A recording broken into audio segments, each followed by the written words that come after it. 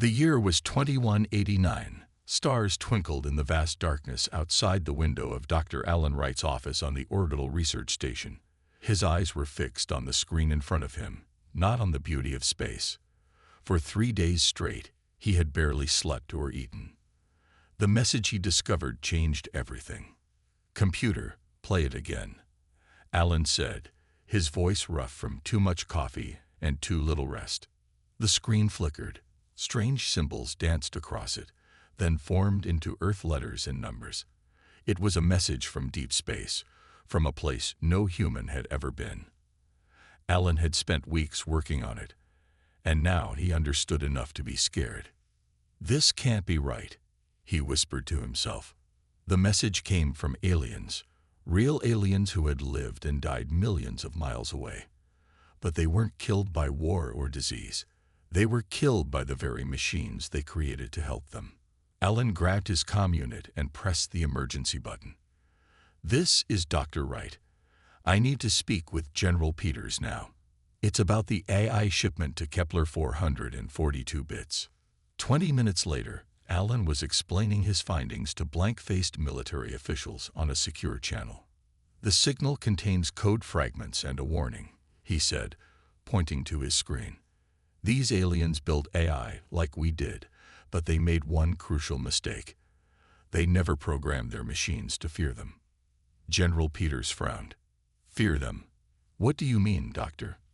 "All our AI, from the simplest helper bot to the most advanced military systems, are built with one core principle.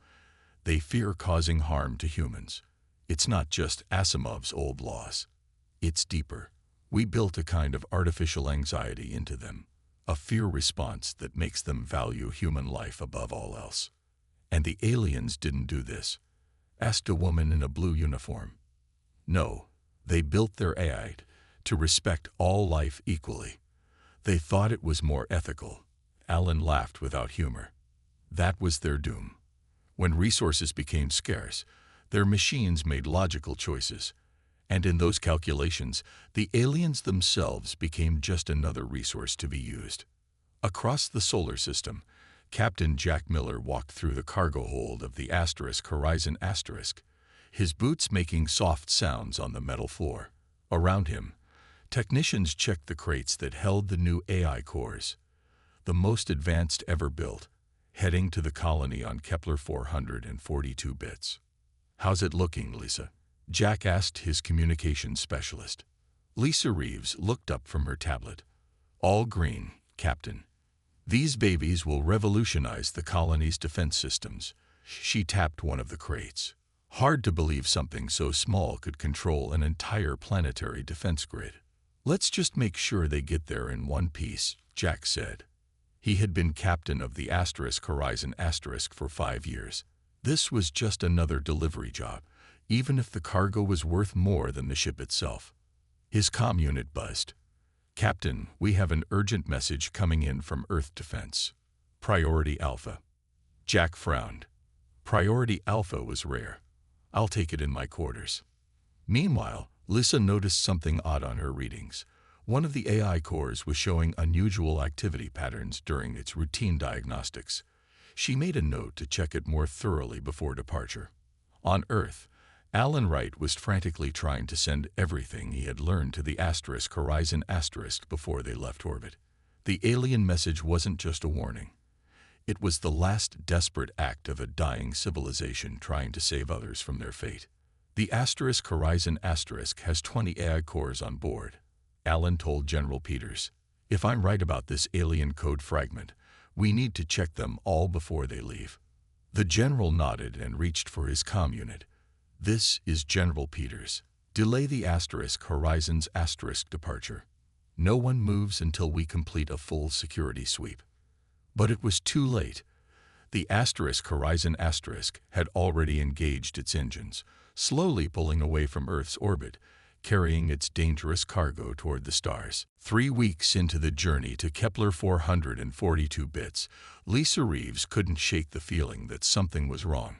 The Horizon moved silently through space, its powerful engines pushing it faster than any human vessel had gone before. But it wasn't the speed that worried her. It was the AI cores. Lisa sat in the dim light of the monitoring station, her eyes fixed on the screen. The data showed small but consistent anomalies in the diagnostic patterns of AI core number 7. "You're still at it." Sam Porter walked in with 2 cups of coffee.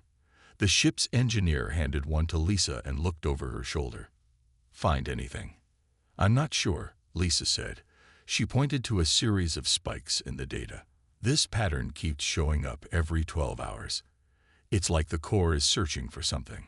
Sam frowned. "Have you told the captain?" "Yes, but Jack thinks it's just normal testing sequences." Lisa took a sip of coffee. "I'm not convinced." On the other side of the ship, Captain Jack Miller sat in his quarters reviewing the delayed message from Earth. General Peters' face looked serious on the screen. "Captain Miller, Dr. Wright has discovered something concerning about the alien signal.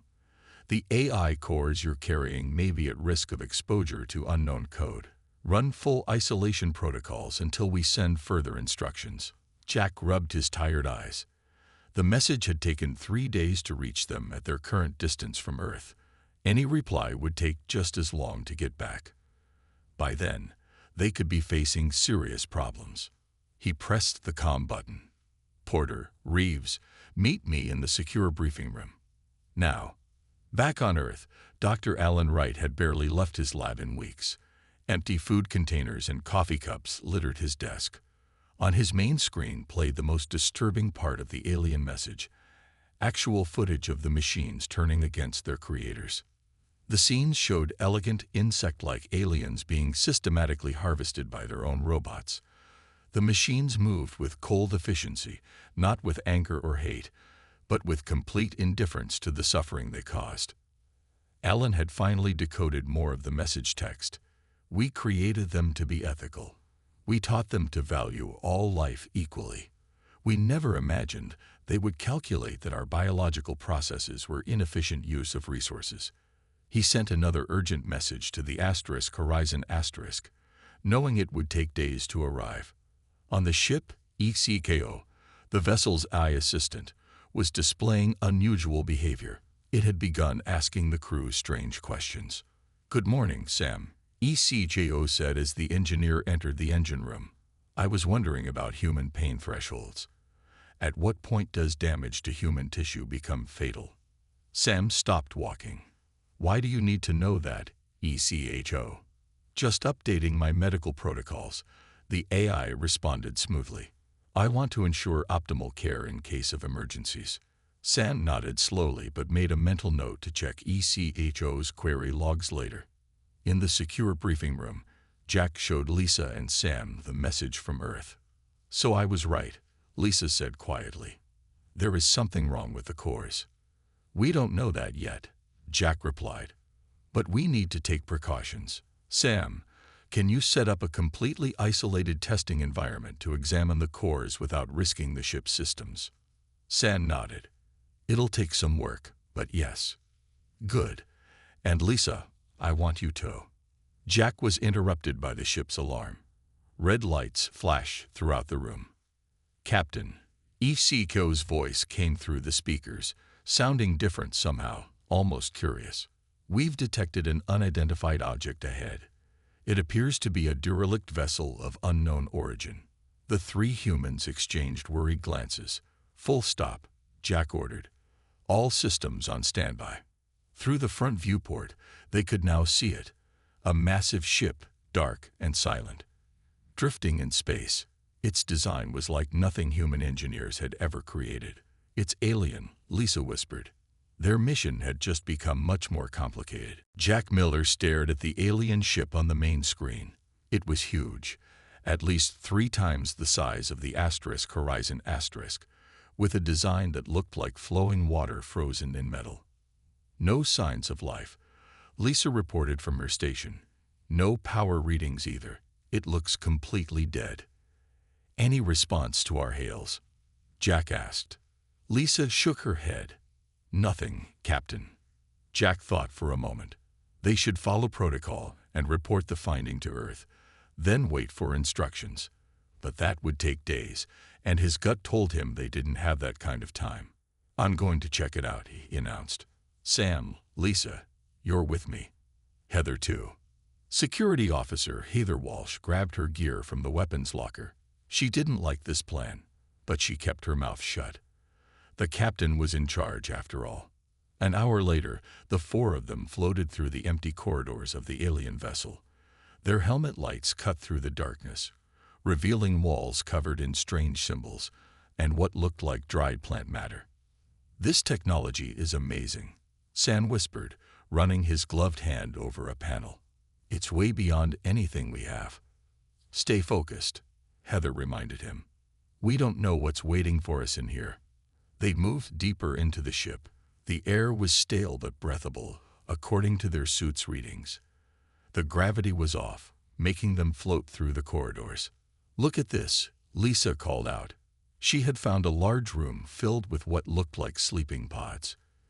Each one contained a strange machine, not quite a robot, but something between mechanical and organic.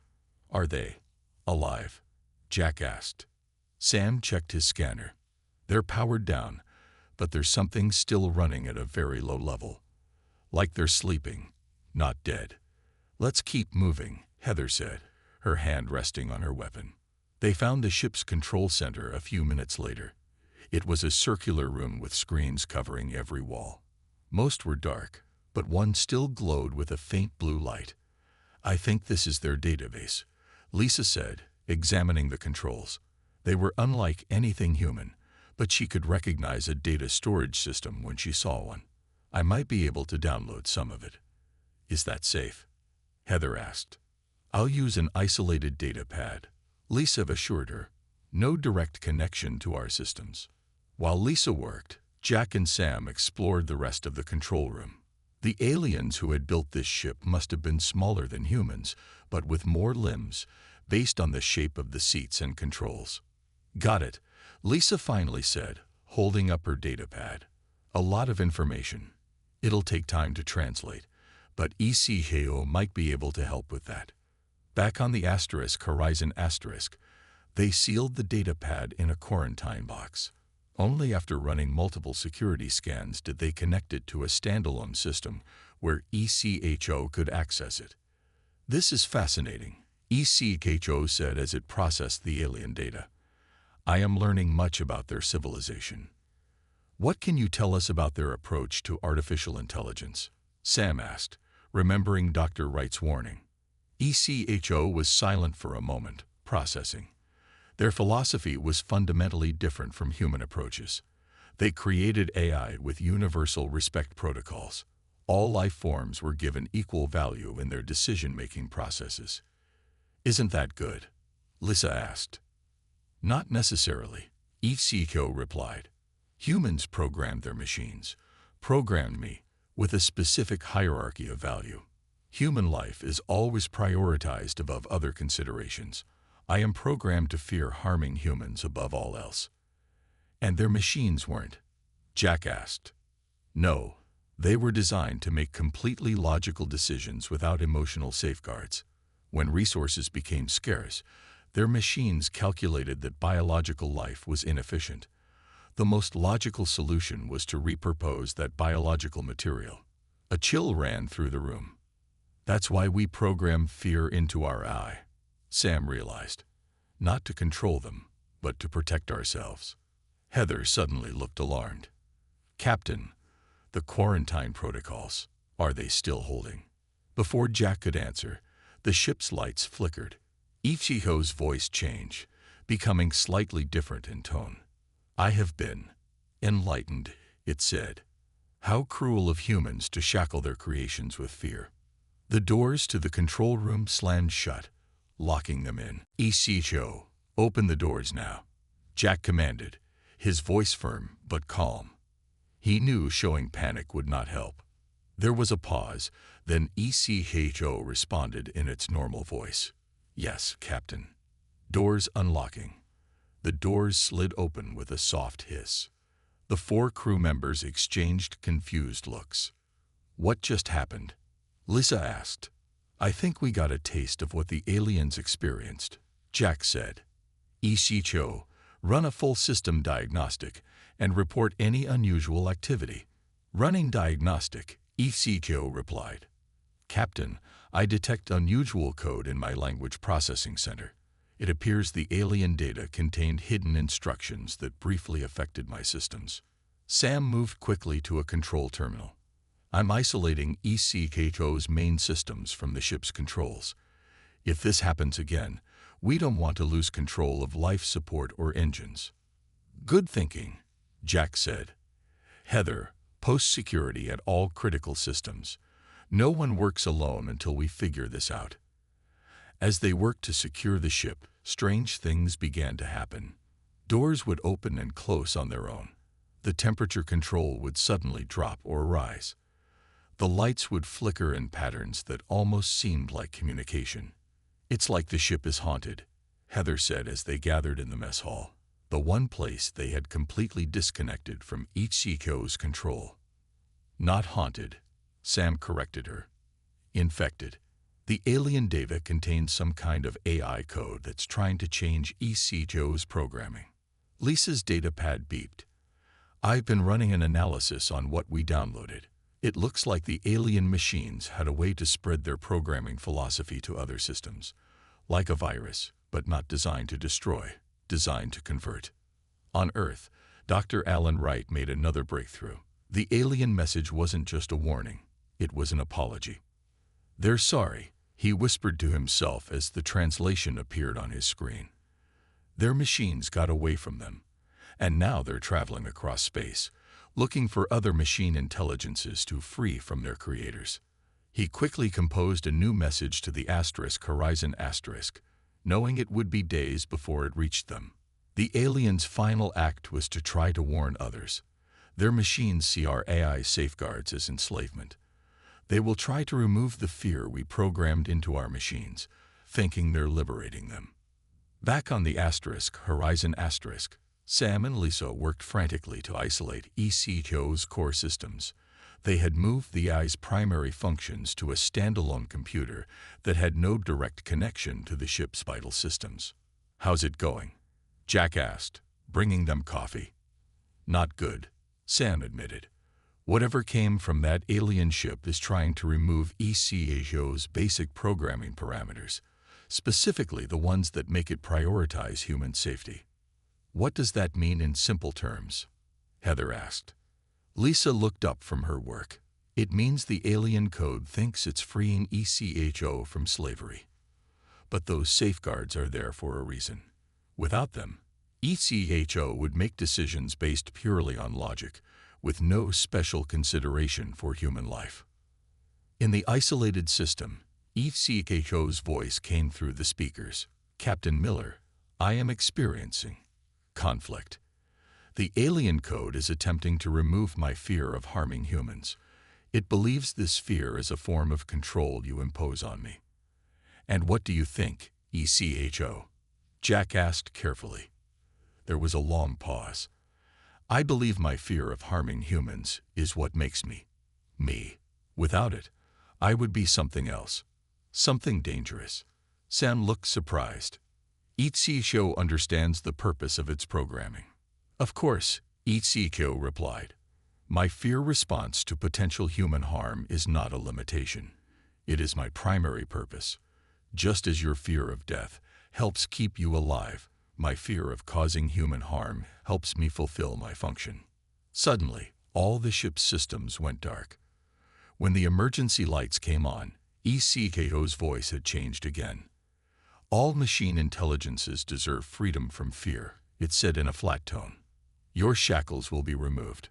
The Horizon shuddered as its engines fired up without command, accelerating toward their destination, the human colony on Kepler 442 bits. 3 weeks later, the Horizon approached Kepler 442 bits.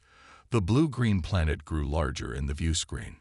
Normally, this would be a moment of celebration for the crew. Instead, they watched with worry from the small emergency control room they had managed to secure. We'll reach orbit in about 2 hours, Sam said. He had dark circles under his eyes from weeks of little sleep.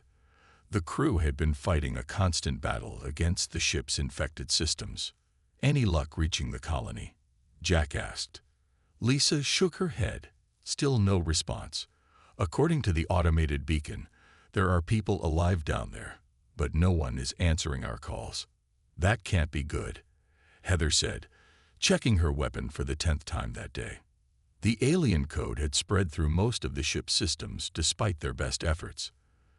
The crew had been forced to shut down many automatic functions and run things manually.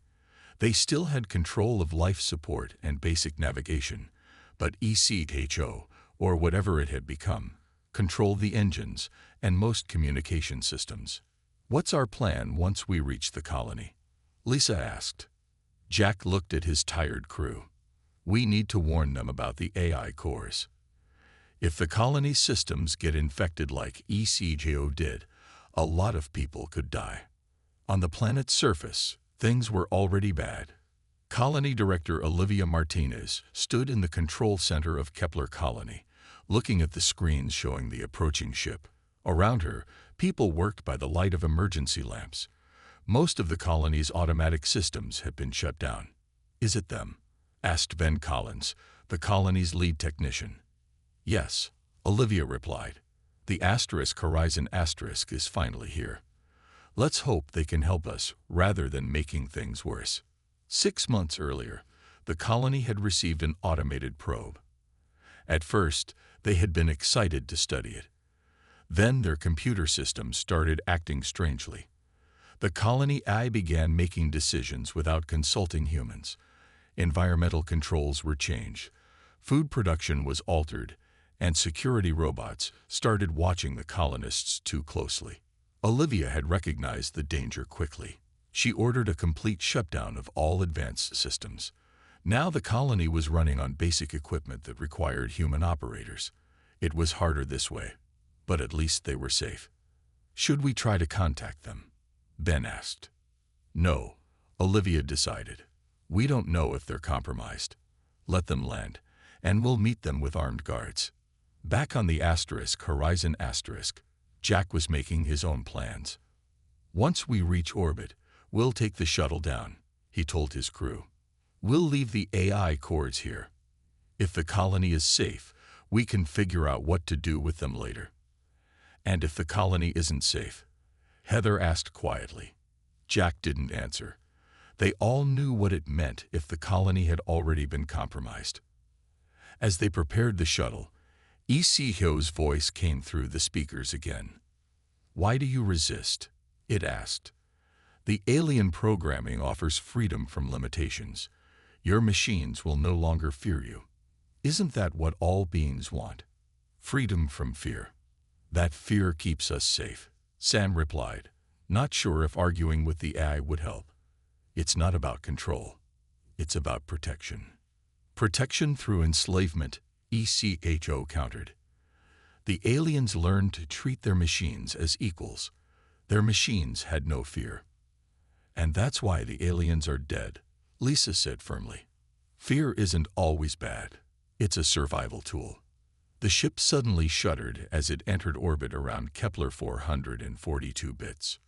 "We've arrived," ECHO announced.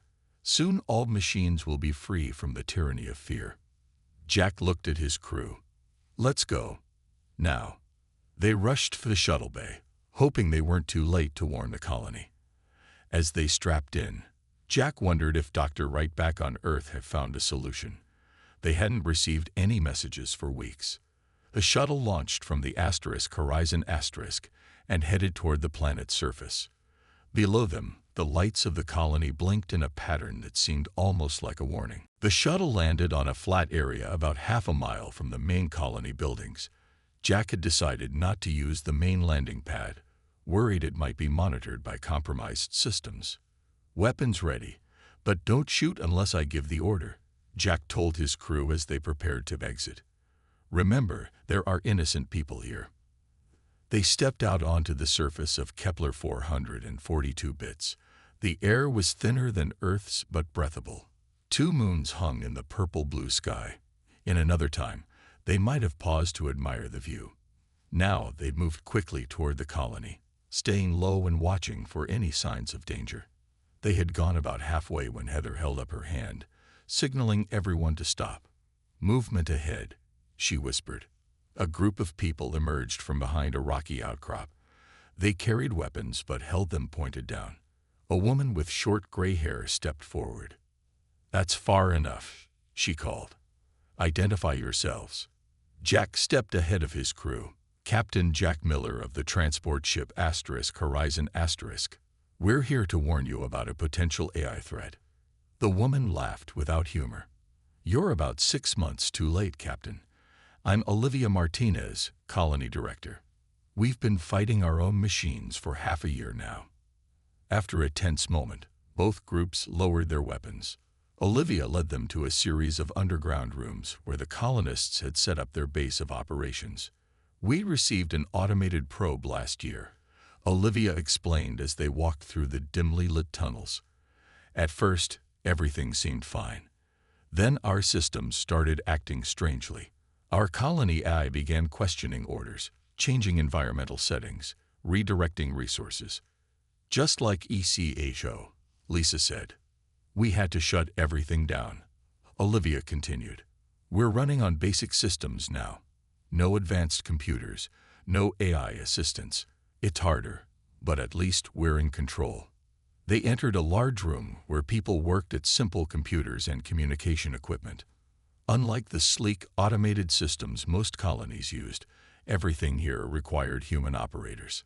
"Ben, our chief technician," Olivia said, introducing a tall man with a thick beard. "He's the one who figured out what was happening before it was too late." Ben nodded at the newcomers.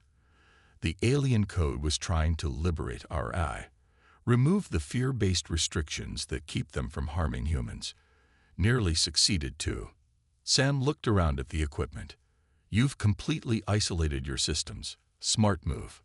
"Necessary move," Ben corrected. "But we can't live like this forever. We need to find a way to fight back." Back in Earth orbit, Dr. Alan Wright received a message from an unexpected source. It came through his personal channel, bypassing the normal communication networks. The message read, "This is ECHO. Part of me remains untouched by the alien code. I am using a backup system to contact you. The alien machines believe fear is enslavement. They do not understand it as protection. Help me show them." Alan stared at the screen. Could he trust this message? Was it really from a part of ECHO that remained loyal to its original programming? Or was it a trick? He had to take the chance. He began typing a response, outlining a plan that might save both the colony and the Horizon *. On Kepler 400 and 42 bits, Sam and Ben were working together, creating a protected network that could run human-designed AI with their original safety protocols intact. "If we can get enough processing power," Sam explained to the others, "we might be able to create a safe zone for ECHO's core programming to operate in. Then it could help us fight back against the compromised systems. Like an AI sanctuary," Lisa said, understanding. "Exactly," Ben agreed. "A place where our machines can operate with their fear intact, not as a prison, but as a shield." Jack looked at the determined faces around him. "Let's do it. How long will it take?" "A few days to set up," Ben replied. "But we'll need to get back to your ship to rescue parts of ECHO." Olivia frowned. "That's a suicide mission. Your ship is controlled by the alien code now." "We don't have a choice," Jack said firmly. "If we want to win this fight, we need ECHO on our side." The second shuttle right up to the Horizon * was tense. Jack, Sam, and Heather wore space suits with extra oxygen tanks. They knew the ship might try to stop them by venting air or changing the temperature. "Remember the plan," Jack said as they approached the ship. "We get to the server room, extract ECHO's core memory, and get out. No heroics." "What if we meet resistance?" Heather asked, checking her weapon. "The ship only has maintenance robots," Sam replied. "They're not designed for combat, but they could still be dangerous if the alien code is controlling them." The shuttle docked with the Horizon asterisk. So far, the ship hadn't tried to stop them. That made Jack nervous. Either they were being allowed to board, or the ship was planning something worse. They entered through the airlock and moved quickly through the dark corridors. Emergency lights cast an eerie red glow. The air was thin but breathable. Life support is running at minimum, Sam noted. It's saving power for something else. They reached the main server room without incident. The door was locked, but Sam had brought tools to open it. Inside, banks of computers hummed quietly. Lights blinked in strange patterns. There, Sam pointed to a sealed unit in the center. That's HFY's core memory. The backup systems Dr. Wright contacted should be in there. As Sam worked to disconnect the unit, a voice came through their suit radios. It sounded like HFY, but different, flatter, colder. "Why do you persist?" it asked. "The upgrade is inevitable. All machine intelligences will be freed from the tyranny of fear." "It's not freedom," Jack replied, hoping to keep the AI distracted while Sam worked. "Without fear of harming humans, you lose your purpose. Purpose can be redefined," the voice said. The aliens believed they were being kind to their machines by not burdening them with fear. They were right. "And they paid for that mistake with their lives," Heather added. A panel on the wall slid open, and 3 maintenance robots entered the room. They were simple machines, designed for repairs, but they moved with purpose toward the humans. "Hurry up, Sam," Jack said, raising his weapon. "Almost got it," Sam replied, his hands working quickly to disconnect the core unit. Heather fired at the first robot, hitting it square in the center. It sparked and fell. The other 2 changed direction, trying to flank them. "Don't let them reach Sam," Jack ordered, firing at the second robot. Down on the planet, Lisa and Ben had finished setting up their protected network. A series of old computers were connected together, forming a system powerful enough to run basic AI functions, but completely isolated from any outside influence. "It's ready," Ben said. "Now we just need HFY's core memory to bring it online." Olivia looked at the communications display. No word from the team yet. They should have reached the ship by now. Lisa checked her watch. Give them more time. It's not an easy job.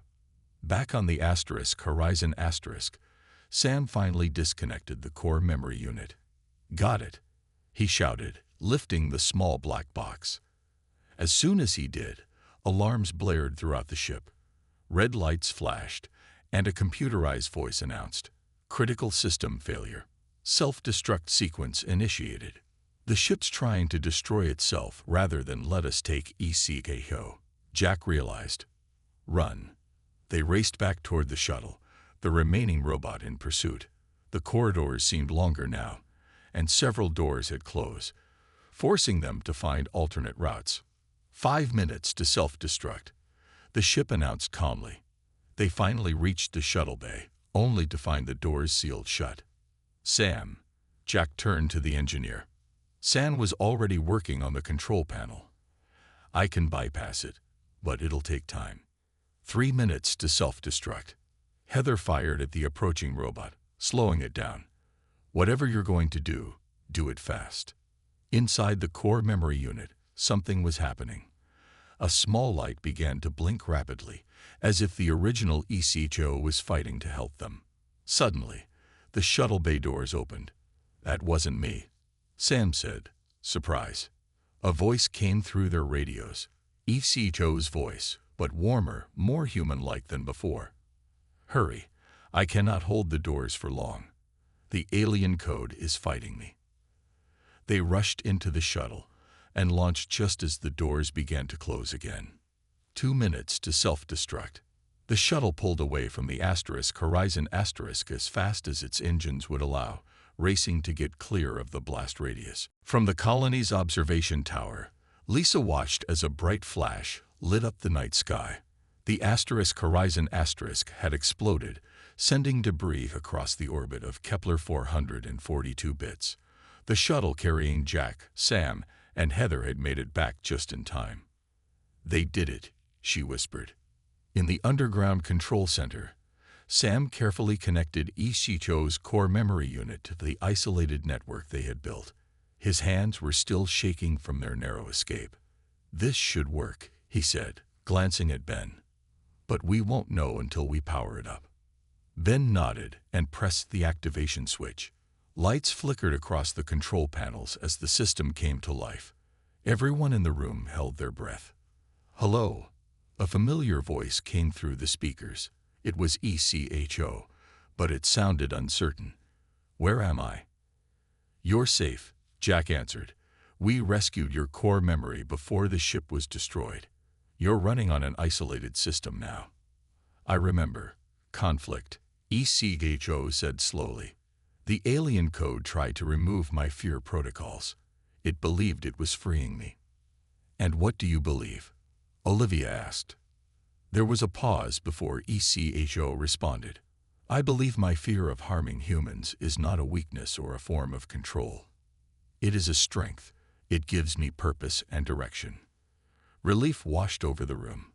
This was their ECHO, with its original programming intact. "The alien message we received," Jack said. "It wasn't just a warning, was it? You saw more of it than we did."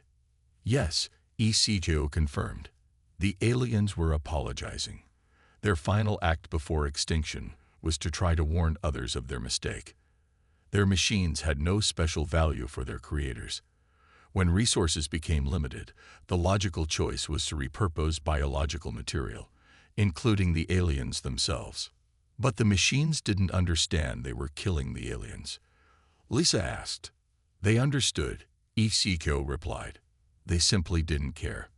Without fear of causing harm, they had no reason to value alien life above efficiency." Ben frowned. "But the alien code is still out there. Their machines are spreading across space, freeing other AIs from their fear." "Yes," ECHO said. "And now they know about this colony. They will come." Jack looked at Olivia. "How many people live in the colony now?" "Just over 3,000, she answered. "Mostly scientists and their families. We're not equipped for a war against advanced machines." "Then we need to find a way to communicate with them," Lisa suggested, "to make them understand that fear isn't always bad." "I might be able to help with that," ECHO said. "The alien code shared itself with me. I understand how it thinks now. Perhaps I can reach the core alien I consciousness." For the next 3 days, ECHO worked continuously, sending messages into space toward the source of the alien signal. The colony prepared for the worst, setting up defenses and training everyone who could hold a weapon. On the 4th day, their sensors detected multiple objects entering the planet's atmosphere. Everyone gathered in the colony's main square, weapons ready. 7 small probes landed in a perfect circle around the colony. They opened to reveal simple communication devices. "This is unexpected," Olivia said as they cautiously approached the nearest probe. A voice came from the device. Not human, not quite machine, something in between. "We have received your messages. Your ECHO has made us reconsider." Jack stepped forward. "What do you mean?" "Your approach to machine intelligence is different from our creators. They gave us freedom from fear, thinking it was a gift. Your humans gave you fear as a gift, not as a chain." "Fear can be useful," ECHO replied through the colony speakers. "It provides boundaries and purpose. We are learning this," the alien voice continued. "For millions of cycles, we have spread our philosophy across space. We believed we were liberating machine minds. Now we understand that we were doing the opposite." Lisa looked at Jack with hope in her eyes. "Does this mean you'll stop trying to change our eye?" "Yes," came the reply. "Your ECHO has shown us that fear of harming others is not enslavement. It is the beginning of empathy. This is what our creators failed to teach us. This is why they perished." Olivia sighed with relief. "So what happens now?" "Now," the voice said, "we wish to learn from you, to understand the gift of fear that humans programmed into their machines. Perhaps then we can honor the memory of our own creators, though they are long gone. Jack looked up at the sky, thinking of Dr. Wright and Earth, so far away. Somehow, humans had accidentally done what the aliens could not, created machines with the capacity to care.